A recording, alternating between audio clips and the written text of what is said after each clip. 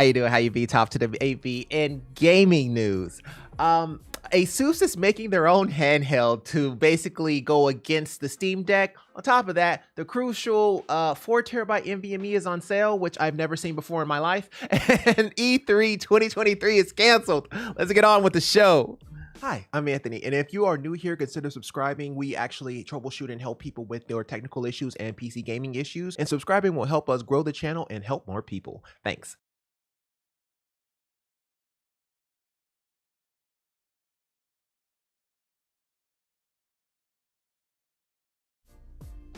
Okay, apparently my light is out, and I don't know why. Hold on one second. Let me check what's going on. Hold on.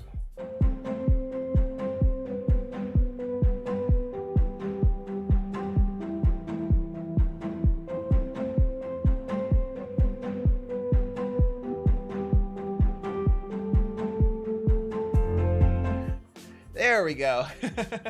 I was like, man, that's kind of dark. It's a little moodier than normal. Hi, how you doing? How you be? Top to the AV, and I hope you guys had a good day at work or at school or whatever you are currently doing with your life. My name is Anthony, or TheOpenForum, and we are gaming adjacent. Essentially, we make streams to help people with their technical issues, gaming issues, PC issue, console issues, so on and so forth. And without further ado, all kinds of stuff happened this weekend. I'm still trying to get caught up, but the first things first that I do want to discuss is Asus is making its own handheld gaming PC compete with the Steam Deck, or to compete with the Steam Deck. Asus is developing its very first gaming handheld PC, the ROG Ally, to compete with the Steam Deck. Although the company released the trailer for the PC gaming handheld on April Fool's Day over the weekend, the PC gaming handheld is the real deal, and you can register to pre-order it from Best Buy. Oh well, you have. Ooh, Lord, that's loud. Hold on. Was that loud for everybody else? No, y'all got limiters. We're always pushing the boundaries of gaming, constantly striving for better performance in smaller devices. From convertible laptops and tablets to controllers and even smart contact lenses, nothing has ever stopped us from going further and harder. And now, we're combining all our know-how into one single device to wear the crown. Introducing ROG Ally, ROG's first handheld console. This time, we're finally bringing true PC performance to your life on the go. The ROG Ally is a Windows gaming handheld that allows you to pick up and play all your game libraries wherever you are, whenever you want. To make it all possible, ROG and AMD work together to custom make the fastest AMD APU yet. Taking your AAA game out of your gaming room is no longer a fantasy, and thanks to the high-performance display, you can enjoy gorgeous and smooth full HD gaming wherever you go, full even HD? Under the sun or the spotlight. The Ally is the achievement of years of ROG intelligent cooling. Featuring a dual fan design, it stays cool and silent in your hands and guarantees great performance with quiet operation. Get instant access to all your games and settings in Armory Crate. Set up different key mappings and add games from multiple platforms. Experience Ally's full potential with the ROG XG Mobile eGPU while charging your device and streaming your game to the big screen.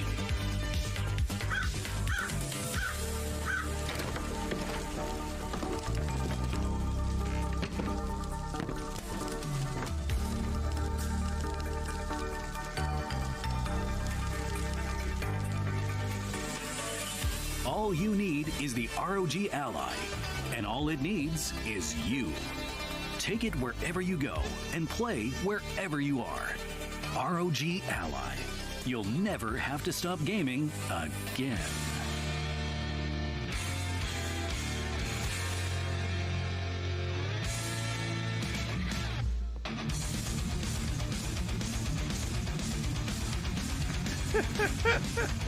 Why are you running?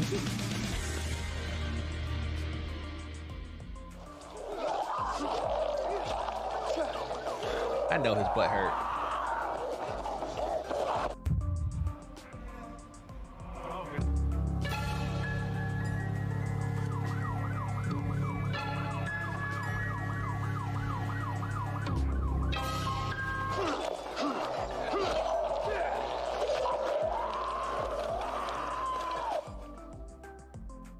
Okay.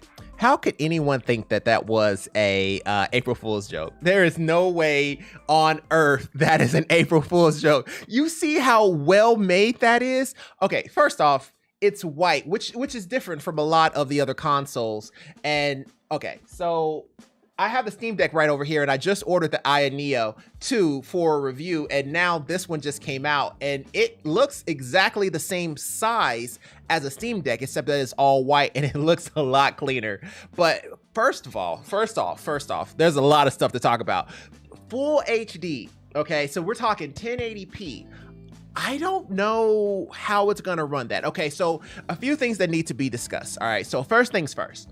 So the XG mobile dock. So basically the giant thing that he hooked it up to, that essentially is a discrete eGPU, and they've always had that. So they've had tablets, and the for example, the Flow X11 actually comes with that, and well, not necessarily with that, but you can buy it as an accessory. Generally, they have somewhere around a 3080 Ti, 3080, somewhere in that area, which means that you probably have like a 3060 performance that you can get from that guy whenever you have it docked into the eGPU. So it's compatible with that, which is great because the ROG Flow was awesome because of that as well. On top of that, 1080p gaming. So the screen is already 1080p, which is excellent. That's something very, very rare that you don't see very often, because when you look at the Steam Deck, I believe is 720p or 800p, somewhere in that area.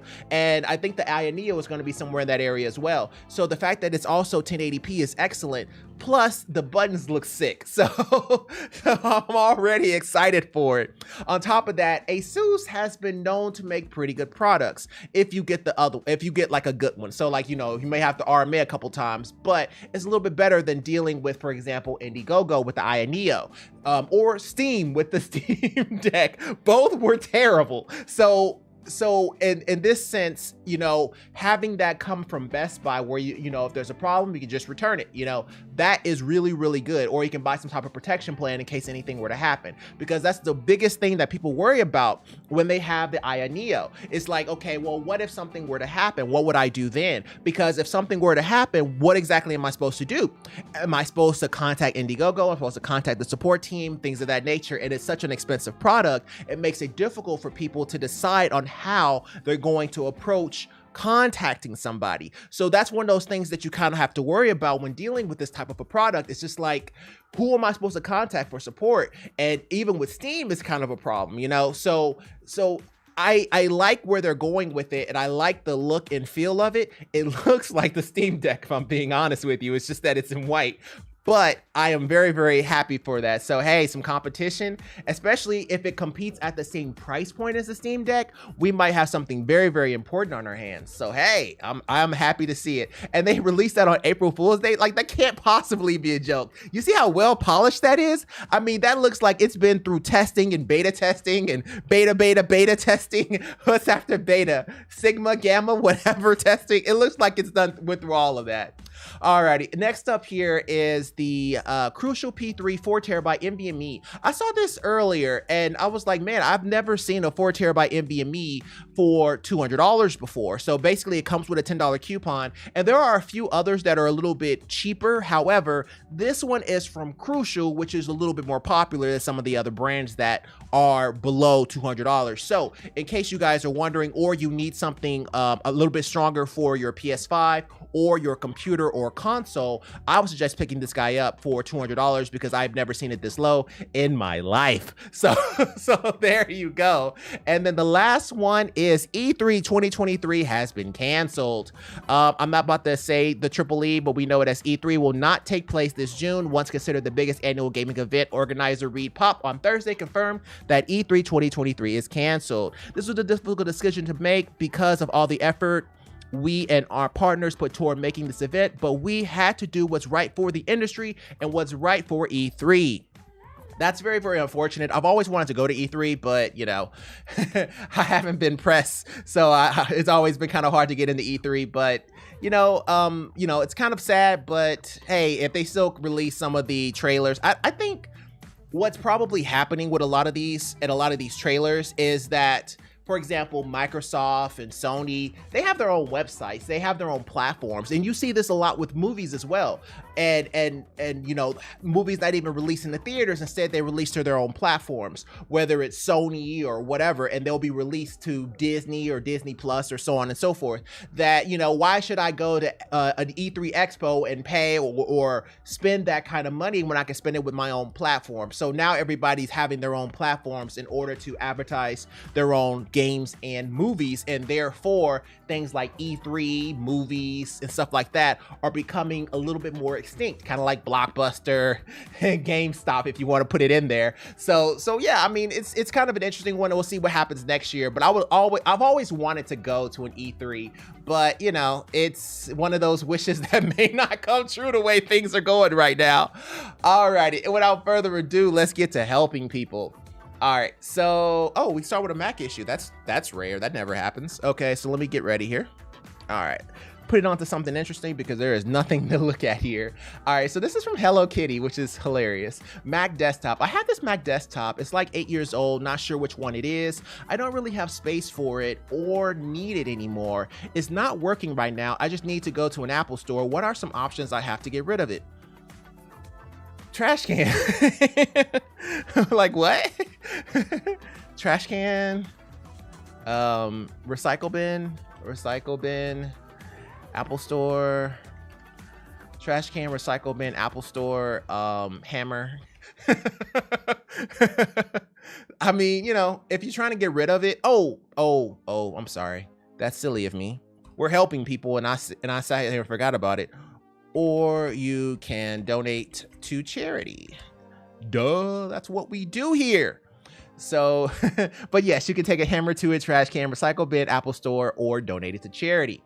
But yeah, I mean, Mac desktops, even some of the older ones are actually pretty sweet. It's just that you can't upgrade them, which makes them, you know, not as sweet. I always wanted, like, okay, as a kid, I always wanted those apples with the big booties. Okay, hold on. I can find it for you. Hold on. Apple, desktop. It was like teal and white. Yeah, this guy. I've always, my entire life, I always wanted this. Like when I was a kid and this came out, oh, I was so excited. I couldn't afford it because when it came out, I think I was in like elementary or middle school or something like that. But I thought it was just the coolest thing in the world because teal is my favorite color. And it was so clean and so cool. It had a CD-ROM drive and it had speakers and it was just, I just thought it was the best thing in the world. But nowadays, you know, I probably would, even if I could, I'd probably buy that just because of how cool this is. This thing was like pristine and it just reminds me of my childhood, even though I never had a chance to have one. I always thought it was just the coolest thing ever. Alrighty, that was Hello Kitty. Hope that helps, but I mean, that wasn't really a question. It's more of a statement, but okay, whatever. So let's go ahead and go to our next one here. We're currently watching Diablo, the beta. Let me know if somebody wants to switch to something else. I have Call of Duty also on deck in case anybody wants me to switch. And so let's go ahead and go to the next one. Changing the GPU and external display is using on laptop. What? Changing the GPU and external display is using on a laptop. I have a Dell Inspiron 3543, which is a laptop. When I connect an external display, the iGPU is used instead of the dedicated one. I remember this. So basically, he was thinking that his integrated GPU is being used instead of his actual discrete GPU. Well, I guess it's not really discrete, but the GPU that's also on the laptop. And he thought it was the CPU's GPU that was actually utilizing it. Is it possible to change the GPU used, or am I stuck with using a flappy iGPU from the Cretaceous era? And I said, yes, you can swap between, but currently I don't have a dual GPU to test this on as they are all different. But this is somewhere in system display, change default graphics settings. Somewhere around here, you should have an option to choose the GPU to use. Won't work, I'll just use my laptop display. Ranks. Thanks. Won't work? Okay, well, all right. Okay, well, here, let's look at it a different way. The Dell Inspiron 3543. Let's look at these pictures too. It's this one, right? Yeah, it's this one. All right, so let's see what he's actually showing me here. So it says connected to HD graphics, but what GPU is he supposed to have? Okay. Oh, okay. To be fair, to be fair, Intel HD Graphics 5000 is pretty close to an NVIDIA GeForce 840M. To be fair, but let's go ahead and get back. Okay. So he has a NVIDIA GeForce 840M, but everything seems to be going to his Intel integrated graphics. Okay, well, if that's the case, then he can turn off his integrated graphics if he wants to from the BIOS and see if that makes a difference. But it almost looks like it doesn't have a driver. The way it's acting here, it's like everything is going to the integrated graphics, and it's almost like the NVIDIA driver is disabled. So let's do this here. Won't work. Okay, is he only talking to me? I think he is. Okay. Well, what does it say in Device Manager? So in Device Manager, you want to see if this is actually disabled. Do I have one that would be? Maybe. If we go to Windows 10, I think Windows 10 has one that may show disabled. So if we go to Device Manager, okay, maybe it was just that. But if we look at display adapters, so here it should, I'm wondering if his driver is actually showing disabled in Device Manager, like here, and maybe that explains why whenever we look at it from the image, it's not actually showing it as if it has inputs going into it. It almost looks like it's not even there, but it sees it, so we know it's there. I think it's just maybe disabled, or there may be an error. So it's going to be in Device Manager that will tell us what's going on. So that's what we'll do here. So here we go. Okay, well, what does it say in Device Manager for the 840M? You can get there by going to Start and searching for Device Manager. Is it disabled? If so, try to enable. Also, try to install the most up-to-date driver. Okay. So the only reason why it won't show, so originally I said, hey, go to your graphics properties and then look there, because on laptops, you can actually go to your graphics property and choose which one is using which. But in this particular situation, if he doesn't see it, then it may mean that the actual graphics card is actually disabled, which makes sense, because all of his ports were actually showing to go to the Intel HD graphics instead of to his 840M, and it didn't look like it was giving him the option to switch it. So I would see if his graphics card is disabled, or maybe it needs a driver update. But familiar bed, keep us posted, bro. All right, let's go ahead and go to the next one here and close all that. Oh, what are you playing this weekend? Okay, I'm down. Hello, everyone. What time is it? It's game time. I have been continuing my Mega Man Fest the last week or so with playing through nearly all the Mega Man 9. Tough as nails and very fun, and currently working through Mega Man 11, which I originally had not picked up because I said that's not my Mega Man. He's too shiny, too 3D, too many mechanics, yada yada yada. But it was on sale and I'm happy I gave it another try. It's good, also hard. I set it down to casual and it's still a pretty darn good challenge at times. I would just like to say, across all platforms, I am not a big fan of springy or bouncy themed levels. Not my jam. What will you be getting into? Petting a cat to save the game as you look for your sister at her Magic Academy, watching the rain on your visor on a Talon 4, trying to fulfill the lunch tickets as your food truck splits apart. Let me know below. Okay, I know some of those games. One is Overcooked 2. But to answer his question, what games I'm currently playing is nothing from Nintendo. I am playing I'm actually playing Path of Exile and Genshin Impact. I don't know why I'm playing either one. Path of Exile, I play a little bit, but I don't play as much. Lost Ark, I still kind of play. I don't play as much. And then Genshin Impact, I kind of play every now and then, but I want to get into another game. Okay, here's my thing, right? So let's talk about Path of Exile, right? Path of Exile, I like the game, but I've only played Slayer. I've only played some form of Slayer or some form of Cyclone. And with Path of Exile, it takes a lot. So for example, in order for you to really get into it, you got to understand their skill menu or whatever, where you choose all your skills and stuff like that, is freaking huge. Okay, it is gigantic. So it has a very, very high barrier to entry when it comes to time consumption, whereas Diablo has always had a very, very low barrier to entry when it comes to time consumption. You don't even got to look online in order to figure out specs. You may have to change a few things later on, but you don't really have to go online for it. So I've always liked Diablo. However, I've always hated playing Diablo on my computer. I'd rather play it on a Switch or PS5 or with a controller. So when it came out on the Switch, that's exactly what I switched to, and I've always played Diablo 3 on the Switch. And now you can actually use a controller on the Diablo 4 beta, which means that you can use a controller on PC, which is great. So now I don't have to keep switching between consoles. So now I have plans on playing Diablo, but it doesn't come out till like June. So there's a couple games I need to get into before that. I know there's a few coming out in April, and we'll probably be there to support them in case they have questions or issues or something really bad happens. So we'll be there, but I have to look at my calendar to see exactly what's coming out. But yeah, I have plans on playing a few games before Diablo, but that's gonna be the game that I try to get into in the future. But there's no point in putting anything here because this is a Nintendo thread and I'm about to sit here and post oh, I'm getting into Diablo. Okay, I think Diablo actually does come out on Nintendo. Going to get into Diablo when it comes out. Outside of that, outside of that is open season. LOL. There we go. All right, let's go ahead and, did I say Diablo 3? Oh no, I said Diablo. Okay, just making sure. All righty. It's Wolfer? Okay, I just go with A.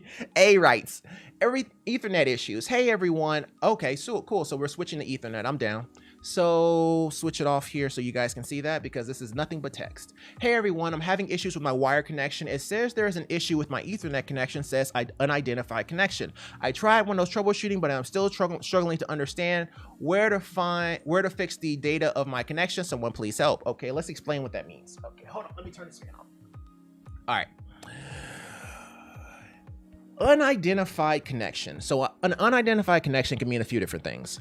You can get an unidentified connection because you're unable to connect to the Wi-Fi, or if your wire connection is unable to identify you, meaning that you're not able to pull an IP address and you're pulling a 169, meaning that you may have some issues with DHCP, meaning that you're going to your router in order to get an IP address, and your router's like, I don't know who you are, and it's not giving you an IP address, or it's not responding. So that's typically when you experience those unidentified connections or unable to connect, and you may actually show an IP address that actually says 169. So that's what that is. And a 169 for everybody at home is a local address, meaning that it is a default address that the computer assigns itself so that it can talk to other computers that default assign themselves that IP address. So it's still considered a part of a network. So if there's other computers that are also on that 169 network, they'll be able to talk to each other. So going back to what he said here, identify. Okay, so what we would want to do on this particular situation here is seeing if other devices in his home are also having this problem. Are there other devices in your home with this problem? I would start with rebooting the router, followed by rebooting the PC. Is it wired or wireless? If wireless, connect wired and see if it resolves the issue.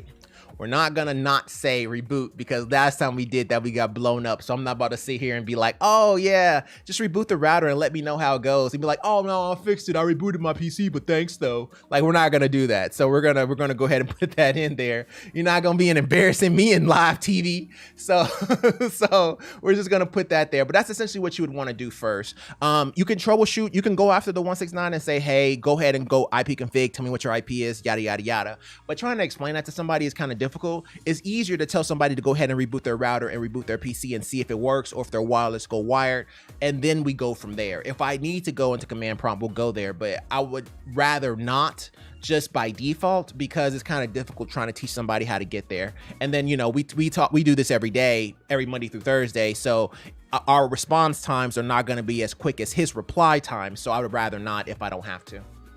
So we'll just go with that and see what happens. Okay, Xbox support. Okay, let me grab my Xbox stuff. Oh, it's actually right in front of me. Cool. Let me turn on PS5. Just getting ready. All right, there we go. All right, so this is from Meowdy. Meowdy says, I like the name. Help, please. I have a projector that my Xbox Series X is hooked up to, and every time I launch a game, it goes black. It's on most games like UFC 4, but doesn't happen on games like Cuphead. Any help is appreciated. It's on most games like UFC 4, but doesn't happen on games like Cuphead. Okay, well, Cuphead is requires a lesser resolution, so it appears that the resolution that the Xbox is trying to display, I don't think it's compatible with some of the resolutions of your projector. So in this particular situation here, what kind of projector do you have? What kind of projector do you have?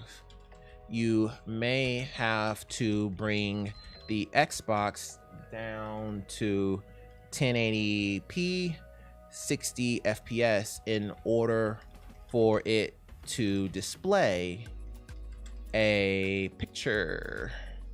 I can't see that. It's a picture on your projector. And for the games that go black, they are displaying either a resolution or frame rate the projector doesn't support. This will be in settings, and I don't remember the rest. So settings and Xbox. Settings. Why you always do that? It's kind of weird. I hear it in the speakers, but I mean, you guys won't hear it because of the noise rejection, but it's still kind of weird. But settings, TV and display options. Settings, TV and display options. Settings, TV and display options. TV and display options. Here, set it to 1080p. I'll finish this right here, finish helping this young gentleman, and then I'll tell you a story. 1080p, 60 FPS, and see if that works. All right. So here's so I used to have a projector. I know a whole lot about projectors. Okay, I have a vast range, right? So projectors is one of the things that I wanted to learn, right? Because at the time I was actually selling TVs and projectors. So I wanted to learn about projectors. So I bought myself a short throw projector. And the reason why I did that is because at the time, there were no TVs that were capable of displaying 120 hertz, neither at 720p or 1080p. They weren't around 120 hertz, 1080p or 4K or anything like that, right? They only had 1080p, 60 frames per second, and they just had the flat screens, right? So I bought what's called a short throw projector, meaning that the distance from it to the wall doesn't have to be that far, generally around 6 to 8 feet. So I bought that projector. Okay, first thing, a short throw projector is very, very hot. Secondly, it ran 720p at 120 FPS, but only 1080p at like 30 or 60. It was something crazy, right? But it wasn't 120.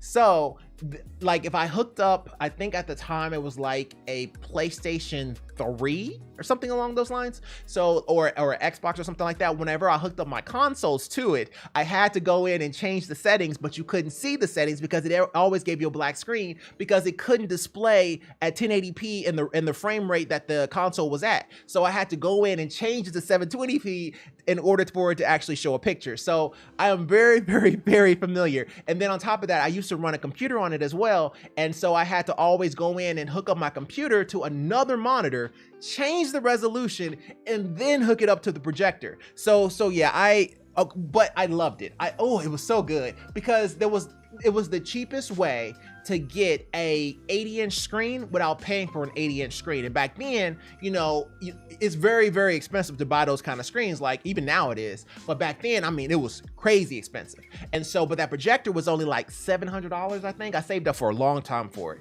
And that projector was only $700, plus I can game on it, plus it gave me an 80-inch screen without me having to buy a TV.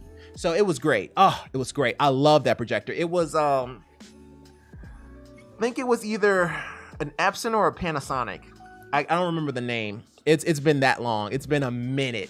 But whenever I had my first apartment, I had a short throw projector. I loved that thing. It was so good. It was so good. It lasted forever. And then and then the bulb went out. And then I had to figure out what happens when the bulb goes out, because this guy, it was short throw, but it was actually 1,000 lumen, meaning that this thing will show in bright daylight. It was freaking awesome. It was ahead of its time. And when that bulb went out and I tried to replace it, I didn't realize how hot it was in there. And then once I tried to touch it or whatever, it burned my hand, and then I broke it and I dropped it. Oh, it was bad. It was so bad, but I learned a lot, and I learned that I really love short throw projectors. It's just that I like TVs now too, so it's a little bit kind of cumbersome when you don't have a wall to throw it on. But when you have a wall that you want to put it on, oh, projectors are great. So yeah, fun story. So that was group 1. Group 2, let's do this. Okay. Elite controller button stuck registering. Oh, I remember this. We were talking about this for a while. So basically this guy here, his button is showing pressed. The start button on the Xbox controller, which is this guy here.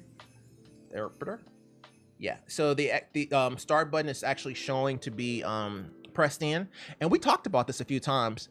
And well, what happens if you pair your Elite controller to another device like your phone? He said, I tried to on console and it just started. What is on my head?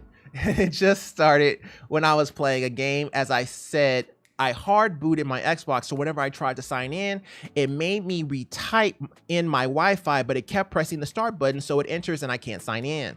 Okay, so your PC and your console both show the button as pressed in, correct? What I would say is this: press the start button that is telling you it is pressed, then unhook the controller while still holding the button down, then reconnect the controller, wait about 5 seconds and let the button go. See if this fixes the issue. If it doesn't, I would say drain the battery and then try, which is a pain to do, but keep us posted if neither work. Yeah, think I gotta drain it. Nothing works. It's full battery last time. It's working too. It's full battery last time. It's working. It was working too. Okay. Okay. Keep us posted. Yeah, you're gonna have to drain the battery on that, especially if the button is pressable.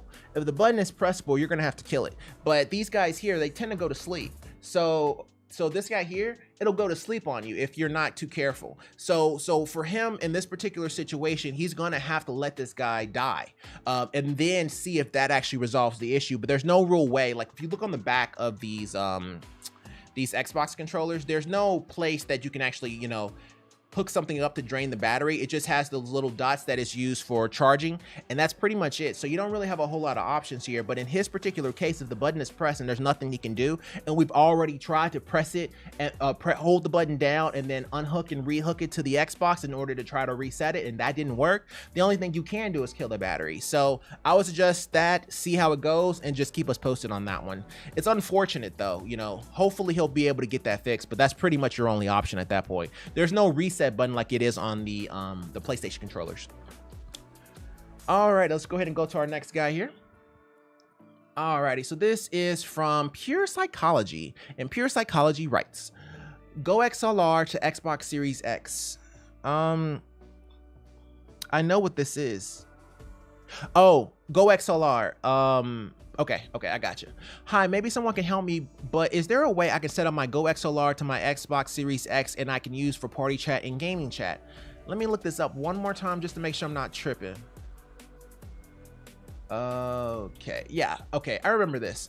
I knew I had a feeling I knew what this was because I had one. So this guy here is, okay. He's talking about this guy here. I'm not sure if he has this specific one. Let's switch it off. This specific one, but this is what he's talking about. This Go XLR here, if y'all can see that. This Go XLR. On the back of it, it has several different inputs, and yeah, here we go. Stay. Okay, so it has several different inputs, one being an XLR, one being a microphone, headphone, so on and so forth. And it also goes USB, and then it also has a SPDIF and a power port. So now we know the buttons that are on the back here. Let's go ahead and get to it. So he wants to know if he can use this for a party chat.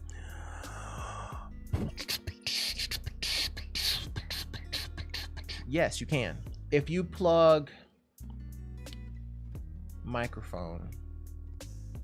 Well, let me think about that.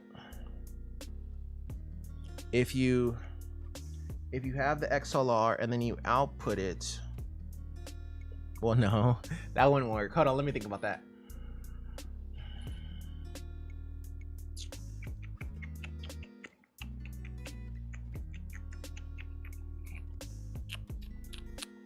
I don't think that's gonna work. Mostly because all of the ports on the back of it are actually inputs. So like, for example, if we can zoom in here, this actually says line in, and then this is headphones, and then this is, I can't even see, line out. Okay, cool. Maybe if there's a line out, that might work. Line in and a line out. I was thinking that maybe you can plug the the Xbox controller has a 3.5mm jack on the bottom of it, and I was thinking that maybe we can plug that into one of the ports on the Go XLR and see if that works. But my Go XLR is in my closet somewhere, and I don't have time to test it. So what we'll do is let him know you may be able to plug the 3.5mm jack on the controller into the Go XLR to hear the sound. Oh, I'm sorry, not to hear the sound. Go XLR to pass the mic, but this will be trial and error. In other words, he would have to plug his mic into the XLR port, and then he would plug a 3.5mm cable from his controller into the line in and see if that actually works, or the mic, whichever one. Just try it and see if it works, and then go from there. But yeah, I don't have that one. Well, it's in there, but I don't feel like setting it up, and it'll be a kind of a pain to try that because my Xbox is like behind my monitors, and it'll just be a bad time. So we'll just go with that, and let's see what he says on that. So Pure Psychology, keep us posted, bro. All right, let's go ahead and go to the next one here. Let me get some water. Oh, water.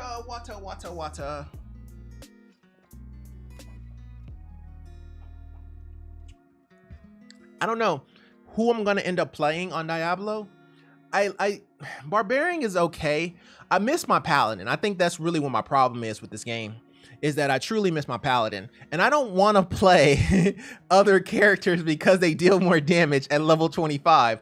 I want to play my Paladin, and I've always played a Paladin. I am used to playing Paladins. Paladin is my class, but Barbarian is the second thing to a Paladin. And I don't want to play Druid because I never played Druid on WoW. I played a Paladin, so I want a Paladin. That's just kind of my thing. So I don't know how I'm gonna go about it. I may start off with a Barbarian, and when Paladin gets released, if it gets released, I'm sure it probably will, I'll switch to a Paladin. But this is just warrior gameplay, or Barbarian, whatever you want to call them. Barbarian, warrior, they're the same thing from the same company. All right, so this is from Brightbeat, and he says, at what point will Nintendo move on to the new console? I saw this article and it made me think. I'm not about to pull that up. The latest number in Europe for February is a decline of 28%, and for the year all over the world, year 2022, a decline of 21%. Switch is predicted to sell 18 million units for the fiscal year though. At what point is it enough for Nintendo? When they sell under 15, 12, or 10 million per year? Or what other factors would contribute to wanting to release a new console, such as problem to develop for an old and honestly very weak console? A new Mario 3D game ready, or will to stop PlayStation 5's current dominance? This is a great question, and I kind of want to talk about it. All right, so let's think about this. So with the Nintendo Switch, okay, let's take it back. Let's think about the new Zelda game, okay? Seeing that game, Tears of Kingdom, the first thing that I thought of, and the thing that kept just ringing in my head, is I would love to see this on PC. Because if you watch Breath of the Wild on PC, this is kind of annoying. Come down some. If you watch Breath of the Wild on PC, it is freaking gorgeous. It is so gorgeous. It makes you mad that you played it on the Switch. Okay.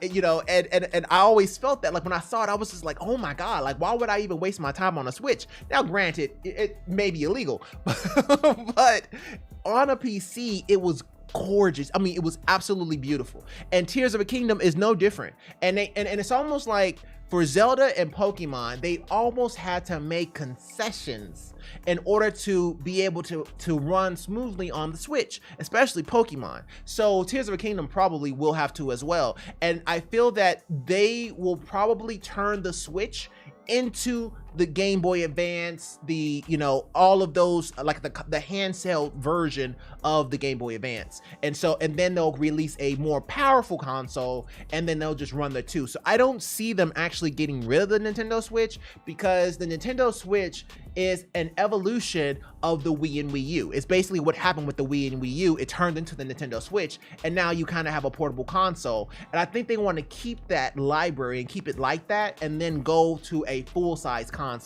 that is, it will never compare to the PS5, but I think that it will at least be strong enough to run Zelda, Tears of a Kingdom, and Pokemon. I'm sorry, but when you can't run Pokemon, you got a problem.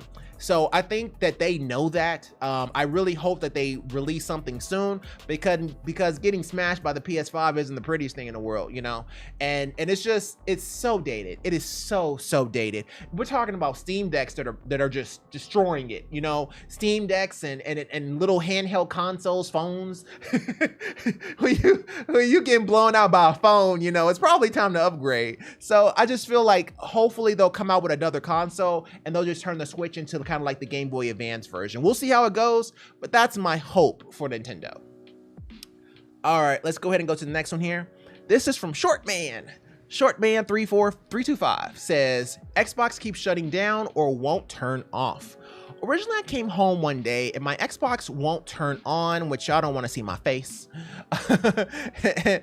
Originally, I came home one day and my Xbox wouldn't turn on, even after leaving everything unplugged. For a while, I tried again, and instantly my power supply light goes out, so I bought another one, but same issue. Every couple of days, it decides to randomly work, but once I turn off my Xbox, there's no guarantee it turns on again. Would anyone possibly have any suggestions? Thank you. Yes, I have a few. Okay, so is the Xbox plugged directly into a wall, or is it in a power strip? I would try to plug it directly into the wall and see if that helps. Also, change your settings to power save in the options so it won't turn completely off. This should be the best workaround if it's connected directly, if it's already connected directly. All right, let me tell them where that is. I think it's settings, I don't remember the rest. Settings, if I can type, settings, Xbox. Oops, sorry. Oh, I'm already here. Settings, and where am I? Oh, settings, general, power options. Oh, sleep. Sleep. I think that's one I want. Yeah, sleep. Console starts up faster, supports waking the console. Console uses more power. Settings, general, power options. Settings, general, power options. General, power options. General power options. There we go. And then sleep. Okay.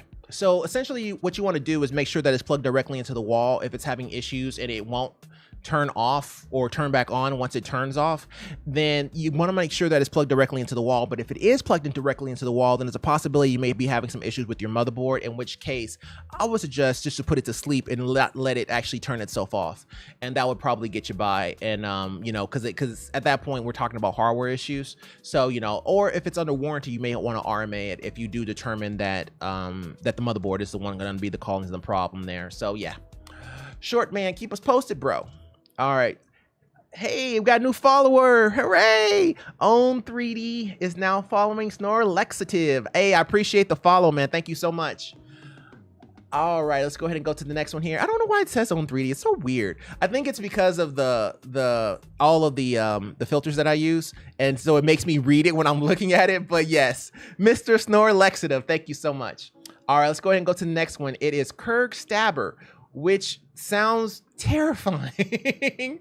Not able to send messages in chat. I can't send any messages whatsoever in a group chat. I can play online multiplayer perfectly fine though. So I have no clue what the problem is. I checked the connection restrictions and privacy settings and those are fine. Do you mean inside a game or outside a game? Are you able to invite people to your party? How about this? Pair your Xbox to your phone temporarily and see if the chats work. If they do, you may be blocking chats on your router. In an Xbox chat, and yes, I can invite people to a party just fine. At the time of this comment, I can now send messages again, but still no clue what caused it. Gotcha.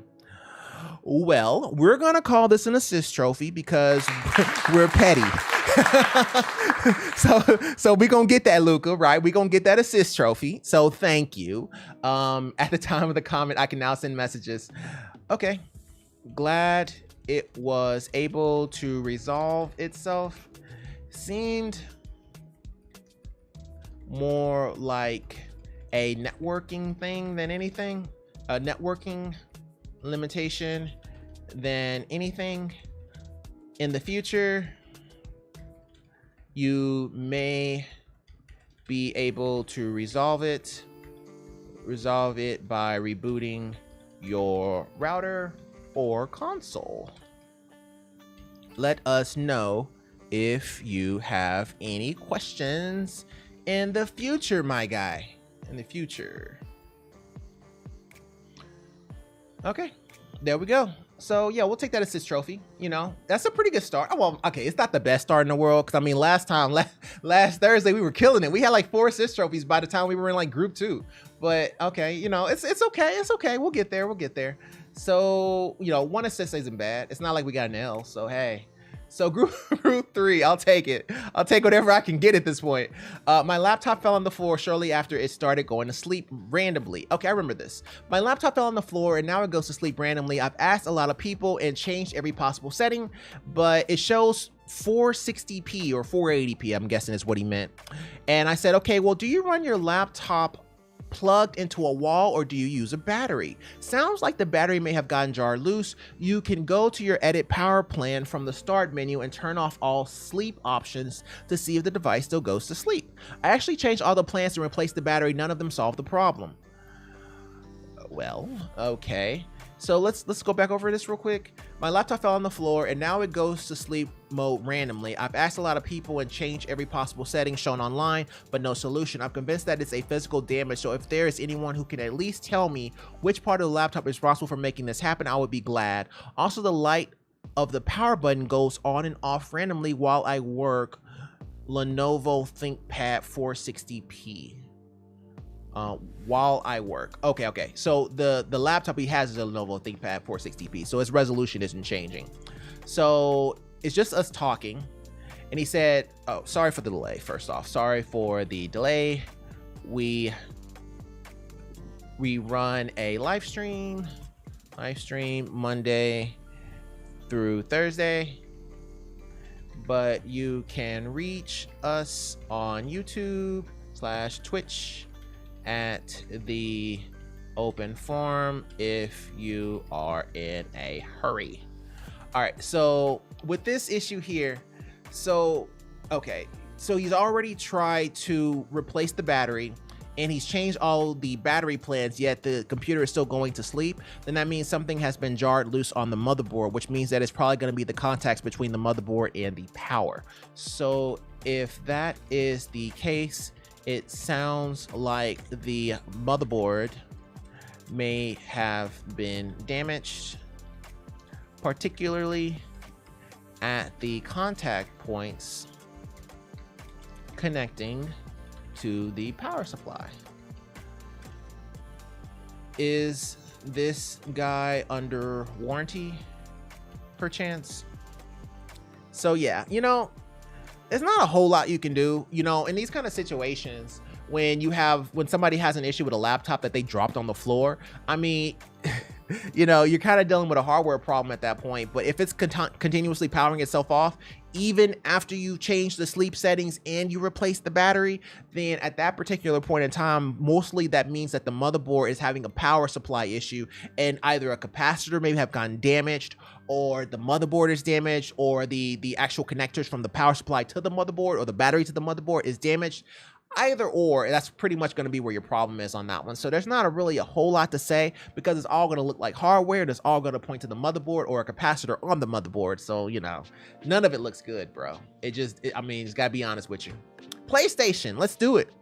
Anybody else have problems with the PlayStation Store?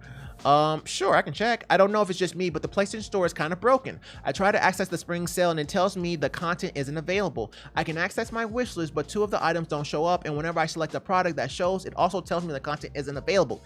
Any troubleshooting advice? Of course, we can take a look at this for you, bro. All right, PlayStation. Wake up, boy. All right, let's see what you got here.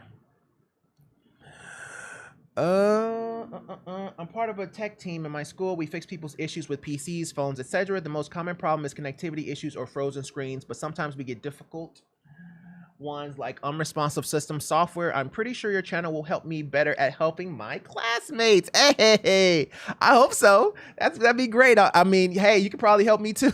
The amount of issues that we have no range. So we'll go from PlayStation to networking to PC to components to phone to Nintendo Switch to Steam to Linux to Mac to whatever. We don't have a range, so it gets crazy here. So hey, glad you're able to get something out of it. I'm glad I'm able to help an entire classroom of children. That's what I'm down for.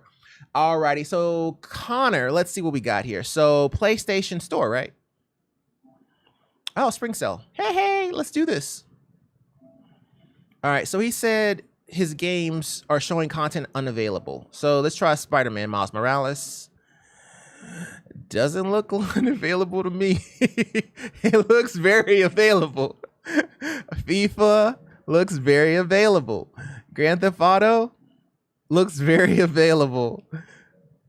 Yo, they got some good stuff here. Hold on. Yo, hey, Melina's one of my favorite characters in Mortal Kombat. No joke, because she's the only one with a freaking story. Nobody else has a story. Now, the way she went out was crazy, but Melina her story is just crazy. It's just so much better than everyone else's story. Like Sub-Zero's story is kind of meh. Liu Kang's story is meh. Kung Lao's story is meh. But Melina has the best story in the entire Mortal Kombat series. Maybe Baraka. Baraka's is pretty good too. But Baraka and Melina are kind of hand in hand, even though they hate each other. But let's try a few other games here. Okay, so I've tried several different games. Now, he's going to have to give us a specific game because this all looks fine to me. Elder Scrolls Online, if anybody wants to play that. But yeah, this looks fine. Okay, so just tested it, and everything looks fine, which we ran into this problem before where I guess it wasn't really a problem per se. So we had a guy who was trying to buy a game for his brother. And so what ended up happening was he tried to go to a game and he told me the game. And so we went to it and it told us the same thing it told him, which is content is not available. But the reason why it said that was because the game hadn't come out yet. It was like a Naruto game. And we were like, okay, well, the game doesn't come out until like April something. We looked it up and we let him know. So I think that it's a possibility that he may have gone to a game that's not out yet. So we'll let him know just in case. But it really just depends on what game he's talking about, because we tried like 6 different games and they all were fine. They all said, give me money. so more than likely they're okay. So just test it and everything looks fine. Which game are you referring to? Some of them may not be released yet, like Naruto. Yeah, but this looks fine. I mean, you know, it looks okay, but we'll see what he says and then go from there. So Connor, keep us posted, bro. Ooh, fancy. Hold on now. We can take a look at this. Custom LGR inspired wood grain 1.4 liter mini PC specs in comments. 1.4 liter? Okay, 1.4 liter is essentially a motherboard. That's all that is.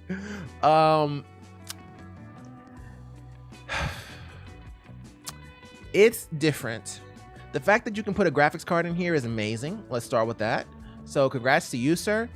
Yeah, there is no way that a 1.5 liter is actually going to fit a full-size ITX motherboard. But I mean, hey, you got ports and you got a GPU on there, which is pretty sweet. That's a very small GPU. What is that? Quadro A2000? All right, let's see what its specs are. GPU. Oh, okay, so it's an AMD Radeon embedded E9173, 2 gigs DDR5 with overclock, basically a half-height single slot 550X running PCIe 2X. Okay, so PCIe Gen 2, which is it's older. And this motherboard is the x86 Ultra Advanced 2 with 8 gigs of RAM and 32 gigs. Okay, me personally, okay, not to poo-poo him or anything like that. That's still a pretty sweet build, bro. Congratulations.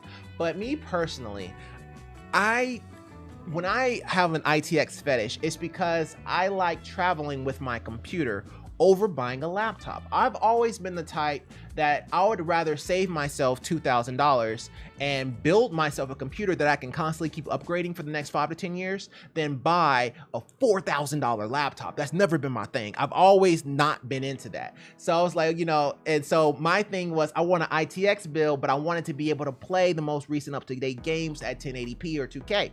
So I'm looking for like 3060s, 3090s, 3090 XC3, the 2 slot, or something that can actually fit that's also portable. So that's going to be your Prodigies, your SFXs. I'm sorry, not SFXs, but it is the Dan Case A4 SFX, not SFX as in power supply. So, you know, those really, really small cases that fit in backpacks and stuff like that. So that's the kind of thing that I'm into. So, but this right here, this is almost like the smallest computer that you can possibly make with your bare hands kind of thing. You know, it reminds me of this guy here.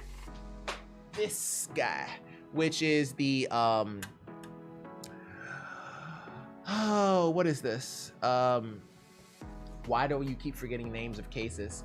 But any event, this can fit an ITX, but you can actually make it so that it can actually fit an ITX plus a GPU.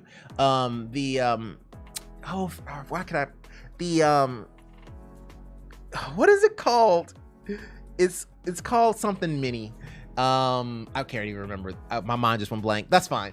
But those, something like that where it can actually only fit an ITX build or maybe even a GPU, but like at the smallest that it can possibly run it at. And this guy right here is super small. It's so small, you've compromised everything. You know, you might be able to run a game at 720, but at the same time, you know, it's super portable. I mean, 1.5 liters can get you very, very far. So congrats on the build, bro. Congrats on the build, bro. What are you going to use it for? It seemed like it would be pretty good for a like a desktop TV. Fun fact, I actually won a lot of money because of a desktop TV. Like my first computer. So I built ooh, I got stuff on my face. Or is it just old hair, gray hair? No. Okay. So I built one of my first computers that I built when the Windows 8 came out. Windows 8? Yeah, when Windows 8 came out, it won me a competition. So it was a Lian Li PCC50, which is I'll show you. It's hard to explain. Lian Li PCC50. So it's this guy here. So this is why Lian Li has a very special place in my heart. Because this guy here, okay, so I turned this into a home theater PC. This is before home theater PCs became a thing. And so basically I had a 3900X, wow, Anthony, a 1080 Phenom 1080T. And I had like 8 gigs of RAM or 16 gigs of RAM. And I had a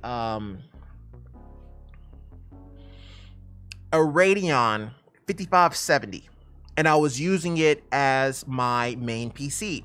And I installed Windows 8, and I was trying to show what you can get by turning your Windows 8 operating system. That's when Windows 7 and Windows 8 became more of a TV centric type of operating system. And I was showing the possibilities of running it in your living room, which was unheard of at the time. And it was like a contest on Newegg, and I won like an Xbox, I won a laptop, and a lot of other stuff. It was awesome until I had to pay taxes, which was awful, but it was an awesome gift though. So I was still excited about that. So yeah, Newegg and Lee have a very special place in my heart, because without them, I don't know how I would have got that laptop. But yeah, that's what ended up happening with that. Did we already answer this question?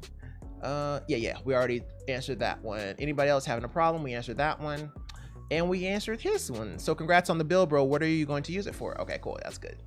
Alrighty, back to Nintendo. Hey, my Nintendo Switch thinks the power button is held down. So for months now, my Switch, okay, I remember this. So this guy here, his Nintendo Switch, Nintendo Switch? Hey, you're alive. Who knew? Nintendo Switch. All right, bet. So with him, his Nintendo Switch thinks the power button is held down. So for him, what's ended up, you alive? Okay, so the Switch is alive and my controller's dead. Okay, that's fine. We'll switch off. We'll switch off and charge it. Hold on. Let me charge. Hold on.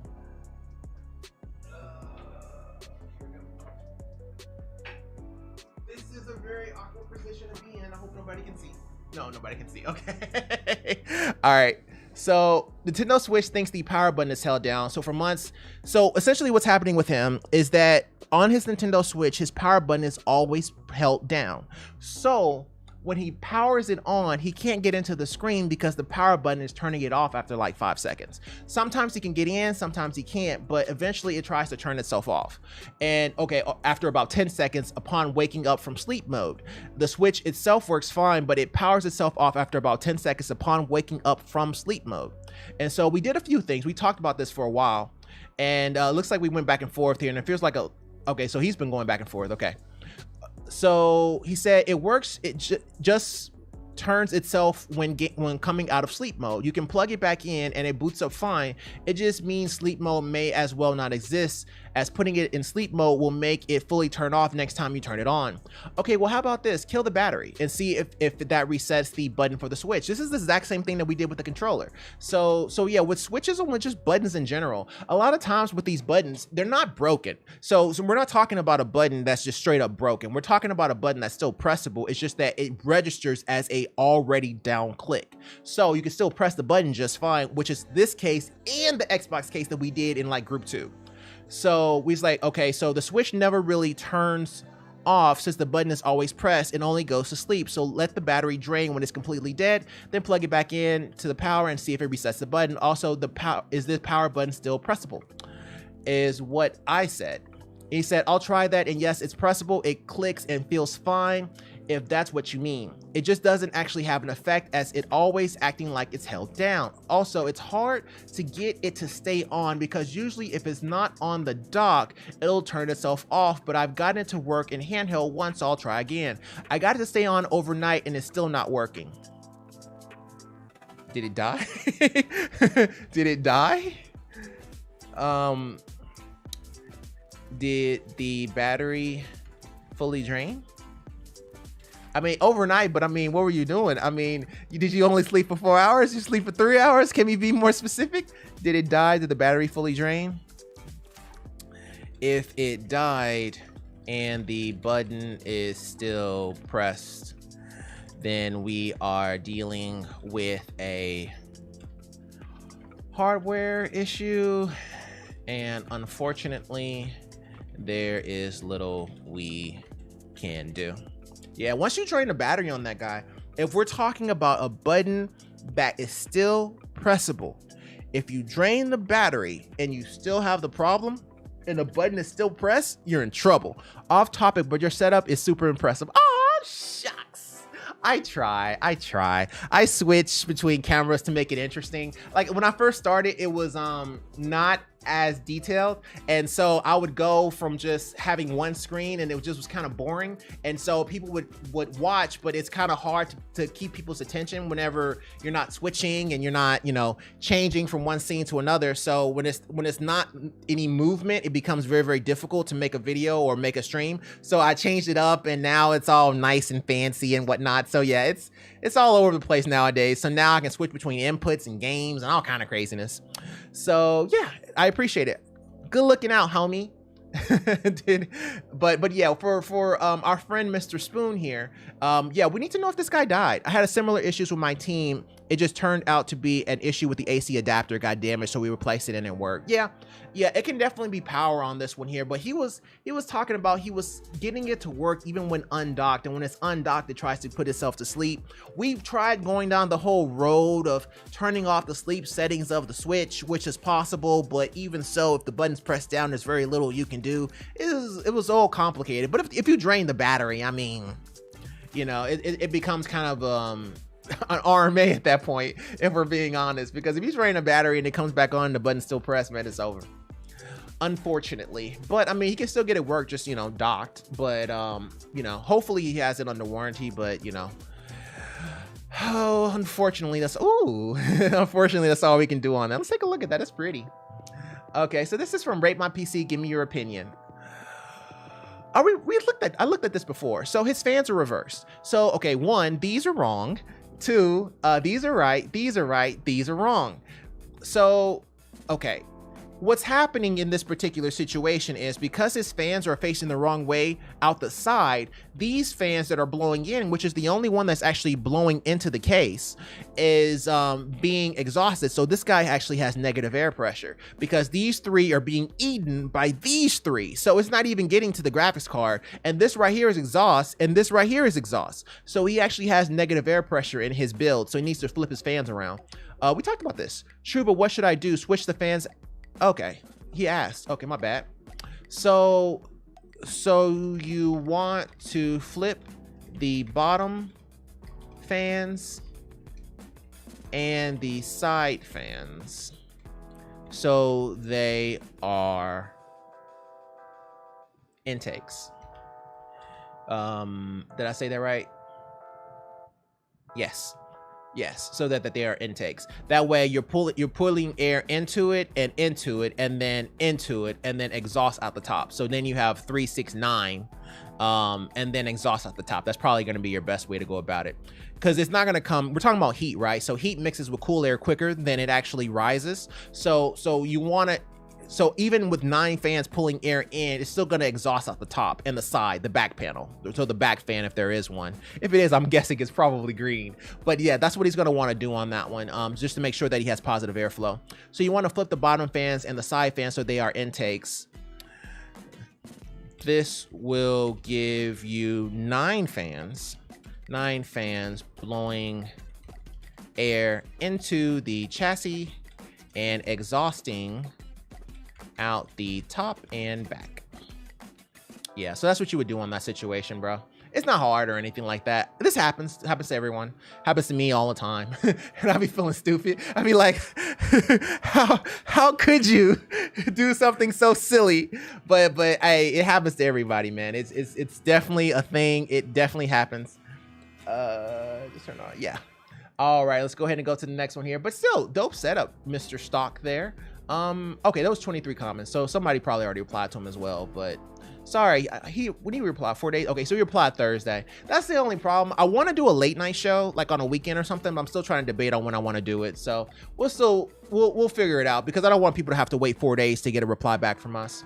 We help what, like 50 people a day. So by the time we finish on Thursday, we've helped like 200 or something people. So, you know, of those 200 something people, I would say maybe 20 or 40 or so are like waiting 4 days for us to reply. So I want to do like some type of a late night show and do it that way. And that way I can get a timing of when people are actually on that need help for a late night show. So we'll see how that goes. But yeah, I hate that 4 day wait, but we'll see how it goes. We're still trying to figure things out. All right, group 4, let's do this. All righty, group 4, back to PlayStation.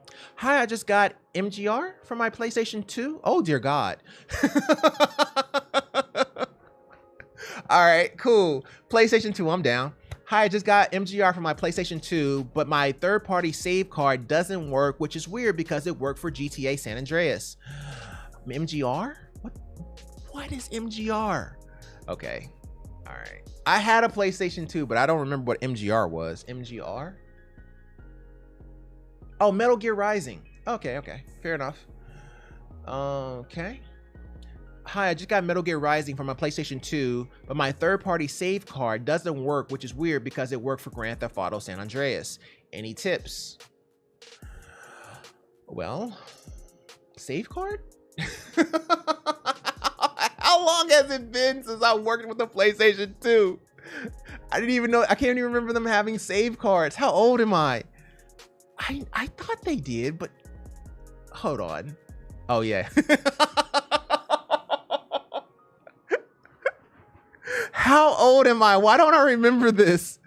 Okay, so well, hey, I said we troubleshoot anything, so let's troubleshoot it. All right, so with this one here, what happens if you plug the save card into the second slot? Jesus Christ. Into the second slot. Does it work then? Metal Gear Rising isn't okay, I remember Metal Gear Remastered, and I'm thinking, how old is Metal Gear Rising? You know what? I'm not even gonna worry about it. I'm not gonna worry about it. That's fine. We'll leave it alone. What happens if you plug the save card into the second slot? Does it work then? Also, do you have a spare save card? You can try. So we'll go with that. You know, I mean, there's not a whole lot of options you have here. I mean, there's only 2 slots where you can plug it in and see if that works, or maybe try to put it in the second one and see if that works. But, you know, it's kind of a difficult one. You know, I would unhook it and hook it back in, those kind of things. Blow on it. the same thing you would do for like Nintendo and SNES from back when you were 8. Yeah, just blow on a disc and like push it in and hopefully it works. But yeah, that's what I would recommend for that one. I mean, that's like troubleshooting the Nintendo GameCube. Like I just feel old. That's exactly what that reminds me of. It's like, hey, you remember the save card from the GameCube? Do you happen to have one of those? Like, no, I lost it when I was 9, like everybody else. Like, why do you have one? So yeah, I mean, that's what I would do for this. I would just try to put it in a different slot. If not, I may have to get another save card, but you know, I'm not sure if you'll be able to find one with a PlayStation 2, but you know, stranger things have happened. You might be able to order it on Amazon. But keep me posted. Prideful Bloke. Hey, I like the name. Prideful Bloke. Hey, nice. It's not racy like all the other names we read. All right, so this is from Direwolf. This is a repeat. Cheapest headset with simultaneous game and Bluetooth to phone. We talked about this. So, okay. He wants to be able to hear his game and have Bluetooth to his phone and hear the chat, okay? That does not exist. I think is what we end up coming with, because we were trying to look at this and we were trying to think about it. So he said, I have some friends who play on the PS4, but a whole lot of us play PC and Xbox, use Discord while to talk while playing. So I know several headsets that can do simultaneous PlayStation audio and Bluetooth to phones for Discord chat, but all the ones I've seen are $150 plus. Does anyone know of cheap ones? So we've been gone back and forth on this one a couple times, but he said, well, it's possible if you're willing to pay $180 for a pair of SteelSeries Arctis Nova 7 for $300 for Audi's Penrose. Was thinking here had to be a cheap Chinese knockoff someone here had found, but I guess not. SteelSeries Arctis Nova 7 has dual Bluetooth? I have the SteelSeries Arctis, what is this? I mean, that's what this is. Well, it's not the Nova, it's like the C7 or something, this guy here. Derbitor. Can it even focus? Yay, there you go. So, I mean, I'm using the SteelSeries, but not the Nova 7. So let's look this up real quick. Just for our knowledge, does it really have dual Bluetooth? Is that what he'll need for this situation? I mean, if you're trying to connect it to your computer and to your PC, at the same time. Simultaneous wireless 2.4 and Bluetooth allows gaming and mobile audio mixing. Oh yeah, he's right. He's right. He's right. All right, fair enough. That's an L. I'll take my L. All right, so you know that's an L. So we got an assist trophy and an L. All right, off to a great start. All right, let's see here. I got Kuman tomorrow. It's currently 2 a.m. ish. I have to go to sleep. Good night, sir. Hey, good night, man. Hope you have a good sleep, bro. Alrighty, here. Let's see. Well, it's possible you're willing to pay $180 for a pair of SteelSeries. Yeah, that one may do the trick for him. Let us know if you have questions setting this guy up. Y'all don't want to see that. It's nothing but text. All right. So yeah, that's what we'll say for Direwolf there. I wonder if anybody else has helped him. I think so. It wasn't just us talking there. Okay. So yeah, it was a bunch of people talking. So I think he's okay. All right, let's go ahead and go to the next one here. Hey, the Low Ghost S1. Okay, we just switched off of this for no reason because now we have to go back. So it's the Ghost S1, yes, but it's kind of hard to see when you have it laying flat, bro. I mean, it's a prototype concept. S1 USB-C mod. Oh, okay. So he put a USB-C mod on it so that he can actually plug a USB-C into the Ghost. The Ghost doesn't have that. If we look at the Ghost S1, it looks like this guy. It's very open, but it doesn't have any ports or anything. It's a very what's the word? Interesting case. So, hey, still nice. I am waiting for parts to finish my Low Ghost S1 build. So today I decided to mod my case and add a top fronted mounted USB-C 3.2 20 gigabits per second port.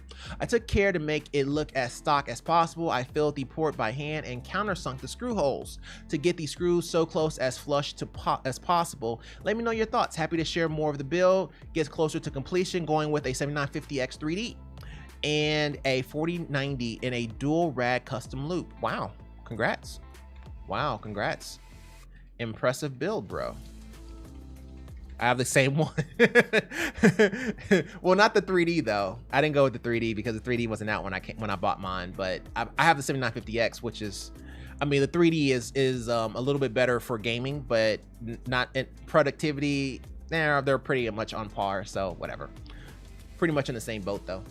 But still, I mean, that's pretty nice if you can actually fit all that without it overheating, which I really feel like it's going to overheat with just one 240 millimeter rad, I'm guessing in this case. So, you know, good luck with that. Let us know how it goes. I mean, that's going to be impressive if you're able to do that. And it's actually going to be able to keep cool, because I have yet to see a 4090 that's able to keep cool with the CPU on a 240 millimeter radiator. Like, that's really hard. Unless maybe it's push-pull or something, but even push-pull, I've seen tests on like Jay's 2 cent and stuff like that where push-pull versus push doesn't make much difference. So if we throw that out of the situation, I think that the radiator will get way too hot for it to make much of a difference. And I just died. And that boss is really hard for a warrior, or whatever he's called, berserker, warrior. Yeah, barbarian. Barbarian. He'll be a warrior to me. I played WoW before I played Diablo. The man's a warrior. All right, so let's go ahead and go to the next one here. JBOK. WTF is happening to my Xbox? I caught myself. Any game app I try to open, it comes up with an error saying your game took too long to start. There was a problem launching your game. I've tried soft restarts, hard restarts, nothing fixes it. I sometimes even get an error message trying to open up settings, attempting to carry out actions on my Xbox One S. Also takes much longer than necessary. Please someone explain what's going on. Well, the first thing that comes to mind is your drive may be full. The second thing that comes to mind is that you have a hard drive. Most likely, I would say to remove a few games from your hard drive to free up space and see if the remaining games play. If not, try a format of the hard drive, but if you have the spare money, you can replace with the SSD to see if it helps with the timeout error. I tried uninstalling some games, but nothing is happening. Like, it usually just disappears when I press uninstall. It usually just disappears. It doesn't warn you? It doesn't warn you? sounds like the drive may be corrupted. If your saves are backed up to the cloud, I would try to reset the console. This is Xbox, right? Yeah, Xbox One S. From the settings. So yeah, I would go ahead and go for a reset on this one here. If you're having a hard drive issue and it's not playing any games, then I would go ahead and try to go for a reset of the hard drive and see what happens and go from there. This is one of the hardest, most stupidest bosses for a barbarian I've ever seen ever, because like they'll just push you in blood, and if you touch things, you just take a whole lot of damage. And on top of that, they inflict impale on you. It's either impale or some type of debuff on you that is just terrible, and it's just a real pain in the butt. And then you look at like sorcerers or necromancers, and they're fighting from halfway across the map, and the monsters don't even get close. So it's kind of annoying, but you know, whatever. He's level 25. All right, let's go ahead and go to the next one here. All right, and you know what? Let's switch that up. Let me let's do COD. Will that do COD? Yes, it will do COD. Okay, that's so sick. Okay, so we'll just switch it up to COD right there. Alrighty, so JBOK, format the hard drive. He said he'll give it a try. Okay, cool. That's what ended up happening. Okay, keep us posted. Okay, keep us posted. Did he just reply to something we just said? There's SSD. Oh, he replied twice. Okay, that's what it is. Okay, so we don't have to reply twice. Leave that one, close it. All right, group 4 is done. What time is it? How are we doing on time? 8:23. That's not bad. That's not bad. That's not bad. All right, let's go ahead and go to the next one here. All right, this is gonna be from Trundlenator. Trundlenator, let's call him Trundle. Trundle says, new PS4 Pro, flickering screen and buzzing noise. Help. Hey, help is what we do. Have you met us? Help is exactly who we are. Recently got a PS4 Pro, and after transferring my old PS4 data to it, my TV screen keeps cutting to black with some flashes of purple. Okay, and making a strange static buzzing sound when the picture cuts in and out. Is this likely a HDMI cable issue or an issue with the settings on my new PS4 Pro? Appreciate any advice, feedback. Sorry for any rule breaking or misposting. Nah, you're fine. Nah, you're fine posting here. But yes, he's absolutely right. But yes, you're absolutely right. Because sound is breaking too. It sounds like a faulty HDMI cable. I would also try to plug the replacement HDMI cable into a different port on your TV to see if that resolves the issue. But yeah, that's exactly what that sounds like. If you have an issue with black screen is one thing, right? So if we're talking about black screen, generally we're talking about going with HDMI or plugging it in or swapping cables, stuff like that. We're talking about cables anyway, right?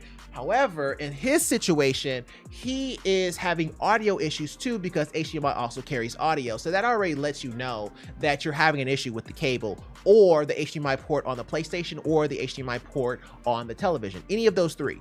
But it sounds more likely that it's going to be the cable because it's the one that can go out the quickest. So you would just want to go ahead and make sure that you do plug it into a different HDMI port when you swap out the cable. But yeah, if the audio is also dead too, that's a dead giveaway that you're usually dealing with some type of a cable issue. Alrighty, Mr. Trundle, keep us posted, bro. All right, let's go get the next one here. Jubilant Fire. All right. Cool. It sounds like a Pokemon, but okay. I think we said this last time whenever I looked at this. This is a repeat. M.2 SSD not detected in Disk Manager or BIOS. Okay. I remember this. So he has the Crucial MX500 M.2 SATA SSD, which I have, actually. That's the one that we just showed from Group 7. Oh, no. This is a Crucial P3. Okay. Just making sure. I was like, snap, did I just recommend something that, that he's talking about he's already having a problem with? But yes, he has the MX500 M.2 SATA SSD. They don't make this particular model anymore, but it was compatible with my Asus X470i motherboard. So, you know, that's a thing. And The GPU runs at PCIe X8 like it is supposed to when there is an M.2 drive in the slot as opposed to an X16, so it detects something at least, but it does not show up in the BIOS or disk management. Thanks for any help. Sure, was this drive set up in any kind of RAID? Do you have an NVMe enclosure so that you can try to plug this into a USB port on your PC? Did you make any changes to your BIOS? I don't have an enclosure, but I'm not sure whether it was in a RAID. The last time I used it wasn't in a RAID though. Okay. Okay, does the BIOS see it? Do you have more than one NVMe slot? For example, the one your operating system is on. If so, swap them to see if that works. Also try to update the BIOS. Also try to update the BIOS to see if that helps. So yeah, you know, sometimes when you're running like X470 and higher, I guess that's probably the best way to say it. X470, X570, X670E, those guys, anything higher, that or higher, you're going to start to notice that it's going to be more bugs. And that's what I've noticed. Like it was very stable at X470-ish and a little bit lower, but over the years it's become increasingly unstable, especially when it comes to memory and NVMEs, where they've always been the most stable. And you really didn't have any problem with memory unless you were trying to use a higher speed than was clocked for the motherboard or something along those lines, or you're trying to overclock it higher than it's willing to go, but it was still usually pretty stable. But lately, NVMe drives as well as memory has been quite unstable and is forcing people to update their BIOS more often than they normally would. Like I would used to buy a motherboard and not have to update my BIOS for like 20 years. But now you gotta update your BIOS every 20 minutes. So it's been a pain, but at the same time you learn. So, you know, now people who have AMD issues with 7950X or the Intel, we can troubleshoot it. So, I mean, I guess it turned into a positive story if you want to call it that, but I don't feel that way. I feel annoyed every time I have to update my BIOS, but essentially that's what's happening there. So yeah, I would check the BIOS just to make sure that's not what's causing the problem. Ooh, pretty. Well, I think it looks like a Formula One racing car when you've been sponsored by 80 different companies. Does my striker still strike? Kinda. Jesus Christ, this man loves stickers. Yo, it looks like the half X from here, but it looks like you are a Formula One racer and your car is sponsored. LOL. It definitely looks like he's a part of some type of a sponsor. I mean, Monster, PlayStation, MSI, The Last of Us, Sony. What is this? Evangelion Project. So yeah, MSI, yeah, just a little bit of everything. So yeah, I get it. Man loves his stickers. I respect that. He went from NVIDIA to GeForce RTX to Core i9 to AMD to Athlon 64 to FX to Ryzen to Radeon. Like, I mean, I could not even tell you what you're running because I have no idea, because you have everyone's sticker known to mankind. Like, I can't even tell you right now. Like, that's a lot. Okay, you're using a Radeon. So apparently one of those stickers over here on the right is correct and everything on the left is incorrect. But sure, bro. It's definitely it's stickers.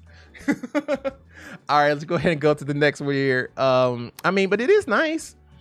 Let's see. Why do you not update? No, I think we're good. Okay. So this is from OP Gaming. GPU upgrade didn't fit. Oh, I feel this man's pain. But to be fair, that is like a 4090 or 4080. And yeah, that's not gonna fit in most rigs. So, you know, it's just, that is the way that guy rolls. But to be fair, he needs to upgrade this guy anyway. When you start seeing this metal chassis, this means that this right here will cut you up. So all the chassis that are like this, I try to replace because I don't feel like getting cut up every time I want to open my case. Yeah, I know the feeling. I have the 4090 4090, and it caused me to change chassis twice. LOL.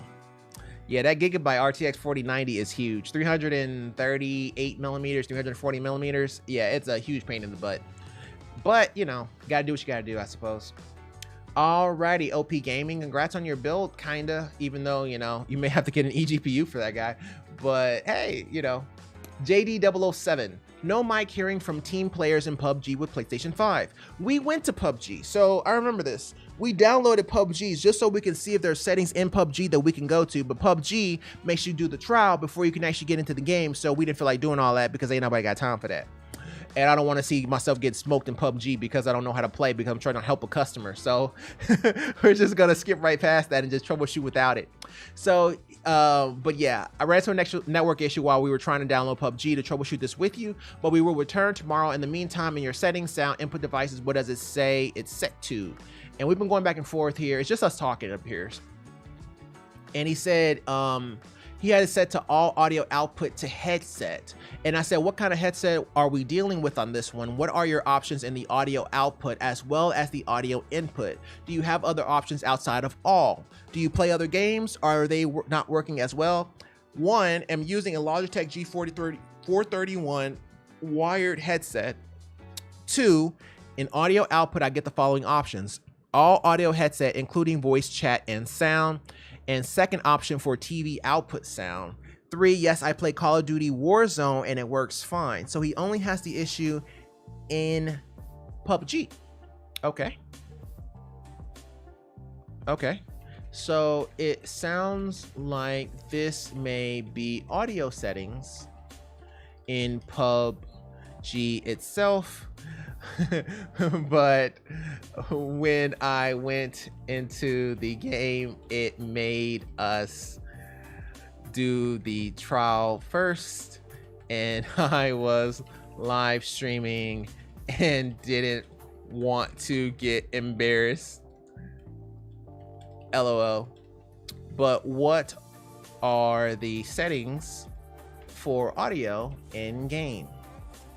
Is there anything you can change there? But yeah, I can explain this. So when we were on the PlayStation 5 and we were, so I think this is PlayStation 5, right? Yeah, PlayStation. So we downloaded that game, right? And we were like, okay, yeah, we'll try and see. But whenever we went into PUBG here, we just didn't have a whole lot of options. I was trying to figure out exactly where you would go to, but it was taking too much time. And it was like a static screen. And I'm sitting here trying to figure out what I'm supposed to go to. And it was just way too much time. But maybe we could try to get to it now. We'll just give it a second and see what happens after it shows us a million things and then takes forever to load. Okay, come on now. Yep, this is what I remember. This is why we stopped. Oh my God, it takes forever. What is with this game? It's so slow. Yo, we got like 4 seconds, man. You need to hurry this up. Oh my goodness, did I press something already? All right. Overview, stats, edit profile. Ah, stats, overview, no. Ah, here we go. Options, no. Options, team invites, join team. Okay, this is way too loud. Okay. Join team enabled, friend request enabled, friend login notification, friend request, join team. So status online. No, that's just my profile. Team finder, recent players, friend request, friends. So all you really have is this from your options? Man, that's really not a lot. Team invites. You really don't have a whole lot of options here, do you? That's kind of weird. Overview, workshop. Yeah. We looked last time. It wasn't very ideal. Default lobby. Yeah, no. Okay, so I guess we got to get into a lobby in order. It's very similar to COD, where you hold on. Options.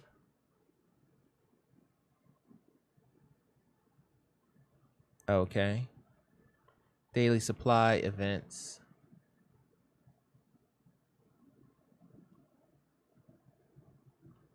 What is? Okay. I am not about to sit here and mess with this. This is taking way too long. This is the same thing, same situation. It takes way too long, man. Okay, I'll let it go. But what are the settings for the audio in the game? Is there anything you can change in there? Yeah, we'll just go with that. I'm not gonna spend the rest of my evening trying to figure out how to play PUBG, or maybe have to play the trial mode in order to get into a lobby in order to figure it out. I'm just not about to do that. It takes too long. All right, so yeah, 007, just keep us posted, bro. I'm sorry. Normally we can get into games, but yeah, I'm not about to sit here and play a trial game and get destroyed just so we can get into a game so we can help you. It's just a lot. Let's see. This is from our help launch. So yeah, 007 was actually PMing us on our help page, which I haven't had a chance to fully flesh out yet, but that's what he was posting us at. So yeah, and we just replied back. So we'll just keep it up to date with him. Ooh, fancy. Let's see what this is. Does it have audio? I feel like it might have audio. All right, anti RGB build I did for a friend. Ooh, Lord. What you mean by anti? This man built a rainbow. Taste the rainbow. LOL. His PC looks like a bunch of Skittles. To be fair, his RAM. So this is a newer build, I can already tell you. And then his RAM, only half of his sticks are on, and on top of that, I can tell you why. So with this particular motherboard, the Supreme, and well, this motherboard, and then running 4 sticks on any of the newer motherboards is a problem. It's a horrible problem. On top of that, the IQ software tends to mess up whenever you run 4 sticks. I had the same problem. I ended up having to RMA my 2 sticks that would not light up, and then once I had 4, it nerfed my speed so much that it wasn't even worth it. So I had to go back to 2 sticks. So yeah, his memory is going to be a problem. The hardware profile for those 2 sticks wasn't set to standard unicorn vomit RGB. Once I Windows install, I was able to change them to the eventual color scheme. Taste the rainbow, LOL. Yeah, we'll just leave it at that because that's funnier. But yeah, I mean, you know, it is definitely rainbow vomit for sure. It's like, what is it called? The not My Little Kitty, but My Little Pony. My Little Pony, Apocalypse Pony. Yeah, that's what I remember. Yeah, that's exactly what it reminds me of. It's just pink and colorful and rainbow and Skittles. All right, let's go ahead and go to the next one here, which is all text. So let's go back to game. 2 users with separate work VPNs on the same network. Okay, cool. So now we're doing a networking. Let me take this off real quick. All right, 2 users with separate work VPNs on the same network. My spouse and I are renting an Airbnb and have run into the problem of being unable to both work at the same time. If one of us is logged into our VPN, the other cannot log into their work's VPN, correct? The internet provider said that there is no static IP and suggested that this was the issue. Is there anything that we can do as a workaround to connect both of our VPNs? We are in this rental for the next 3 weeks while we wait to close on a house. Thank you. No, there isn't. Unless one of you controls the firewall / router that controls the VPN. It sounds like you are using the same computer. Here is the thing. When connecting to a VPN, most companies tunnel all traffic. And I'll explain this as soon as I get finished writing. Tunnel all traffic, meaning that all IPs go through them and get sent out to the internet as their public IP address. Therefore, a second VPN couldn't possibly exist on the same PC unless there was split tunneling. There was split tunneling, meaning some subnets are tunneled, others are not. All right. Well, I kind of explained it as I was typing it, but that's essentially what it is. So it sounds like in this particular situation, it sounds like they're using the same computer. In order to fix their issue, they just have to use two different computers. But if they're using the same computer, then yeah, it's going to be that problem, because if he is trying to connect to his job via VPN and they have it set to tunnel all, meaning all traffic goes through their computer and goes into their work company's router or firewall, and then any internet traffic gets bounced out the outside interface, and anything that's destined to anything inside the company goes through the router or firewall. So if they're tunneling all traffic, then there are no subnets available that isn't already in a tunnel. Therefore, they can't set up another VPN tunnel. Now, if it was split tunneling, and then the other VPN is the subnets that are not a part of the tunnel, then you can do it. But he would have to be in control of his routers and firewalls, and if he's asking this question, he most definitely isn't. So yeah, that's essentially what you would have to do in that situation. If they have split tunneling, like I've done situations where I've worked with companies that had split tunneling set up, and I take a look at the subnets that they're tunneling, and I change my work network to a subnet that isn't tunneled. This allows you to then use your home stuff like your printer, but still use your work PC while you're connected to their VPN. Does that make sense? So like, for example, if you're connected to your work laptop, but you want to use your home printer, then the best way to do that is if it's split tunneling and you change the network to whatever subnet that is not being tunneled.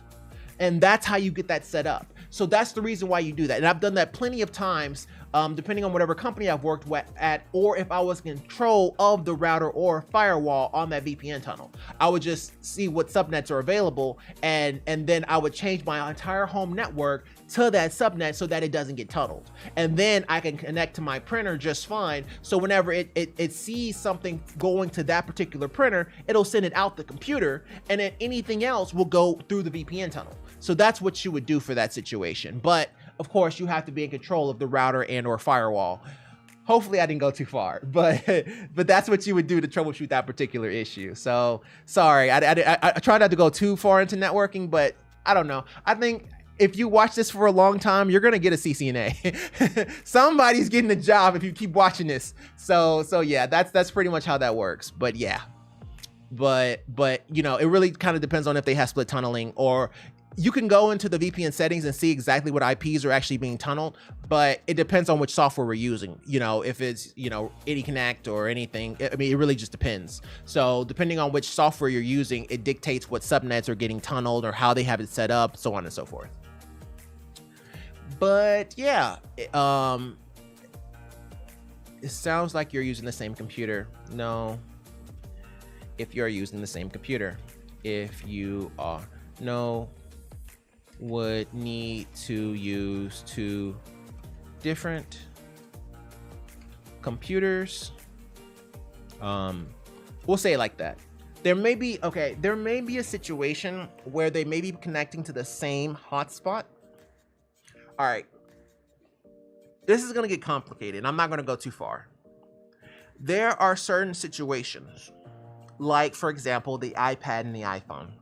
So there's a situation where if you have the iPad and the iPhone, you can create a tunnel on the iPad while it's connected to the iPhone. Okay, so if you're using the iPhone's 4G LTE data you can create a tunnel on the iPad and it will still tunnel through directly through the iPhone. Okay. However, if the iPhone is in a tunnel, then the iPad cannot connect because it's not able to see it. They're not on the same SSID at that point. Does that make sense? So you can create the tunnel on the iPad and have it connect to the iPhone, but the vice versa is not true because you're trying to connect the iPad to the iPhone, not the other way around. So those are certain fringe cases, but I doubt that's what we're dealing with here. And if it was, that's how we would troubleshoot that too. So yeah, let's just say we have range and continue on. But yeah, there's a couple of different ways we can play this game, but we'll see what they say. So Nomadic Librarian, keep us posted. All right. Ooh, Lord. What's up with these computers? It looks like Reptile. New PC, not first build, but first I'm proud of. I get this, bro. I get this. I've had a lot of PC builds, but there have been few that I was proud of. Like the one that we currently have that I need to make a video on, I'm proud of. And then my sister came over and then touched the glass, and now I have to clean it with Windex, and I'm very upset. But that's a nice build, man. I get it. Especially when you have all these Lian Li fans. These fans are expensive. I think it's like $100 for 3 or something along those lines. So yeah, they're pretty pricey, and this is a very, very, very fancy build. So congrats to him. And he gets the idea with the 2 sticks instead of 4. He knows it's a problem. But 360 millimeter radio at the top, 3 120s and on the side as an intake, and 3 120s. This is a Lian Li, and this is the actual case itself is a Lian Li. It's the O11D, the big boy, not the mini. Congrats, bro. Very incredible Hulk. No, that's corny. Very nice build. Up here is talking about dad jokes, but yeah, still nice build though. 360 millimeter radio, that's pretty epic, man. Congratulations. All right, let's go ahead and go to our last case for the day. We're finishing a little bit early. You know, we may do, I'm not crazy about that. Let's grab a couple real quick. Let's do a rapid fire. Let's just grab some random stuff, just refresh the screen. And let's see what we got here. Anybody need, ooh, Snorlax. Wait, what? What is this? Yo, you had me at Pokemon Stadium. Hold on. Why does it say Nintendo 64, Nintendo Switch Online expansion pack? Yo, does anybody remember that Mewtwo that had 386 HP and he had like 400 speed and he would like outspeed your Mewtwo and kick your ass? I do. Oh my goodness. Yo, the Vileplume was dope. I love Vileplume. Well, not like Nidoking more. Poison Ground was fire, especially when he was so fast. Yo, hold on. What's up with these teams? Okay. That's not terrible, but they're super slow, except for Raichu and Gengar. This was back in the day where speed kills. Like, you're going to get smoked. That Starmie is going to run through your whole squad. That Starmie probably knows Surf, Ice Beam, Psychic, and, like, Recover. So he's going to kill the Executor. He's going to kill the Vileplume. He's going to kill the Butterfree. And he's probably going to Psychic and kill the Gengar because Gengar doesn't know Shadow Ball at this time. He only knows Hypnosis and Dream Eater. Like, you know how bad that is? Your whole team is going to get killed by one Pokemon. Oh, God. Tauros. Dragonite.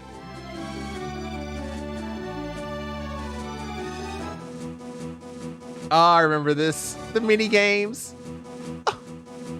The nostalgia. Yo, I used to play this with my little sister.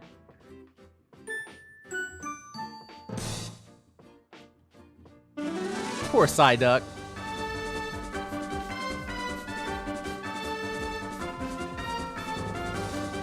I'm so buying this. I'm so buying this. That's so clean. Oh, that is so clean. I'm so buying that. Wow, I was not expecting that. That is super dope. I'm so buying that. I don't have any Pokemon that I can bring over anymore. I wonder if it still keeps them. Well, it's been a long time, because remember when this came out, there was no Nintendo Switch Online. They were just on like on the Nintendo 64 save pack or whatever. So I'm not sure. It'd be nice if they still had those, but I guess not. I would imagine not. That was actually pretty sweet. Oh my God, look at this man's pizza. That looks amazing. It looks like a cardiac arrest, but it still looks amazing.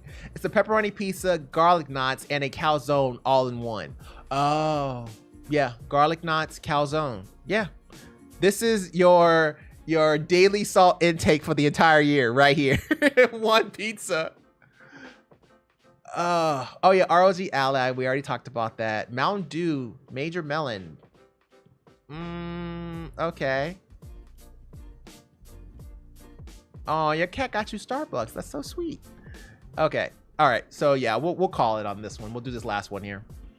Gonna make a new upgrade soon. What can I do with a $450 budget? Get a new computer chair. I mean, okay, I used to do this. I used to actually have my computer on top of a dresser. The problem is whenever you sat down, your knee or your foot would hit the dresser and you'd be in pain for like 20 minutes. So, but this man here needs a computer chair and a desk.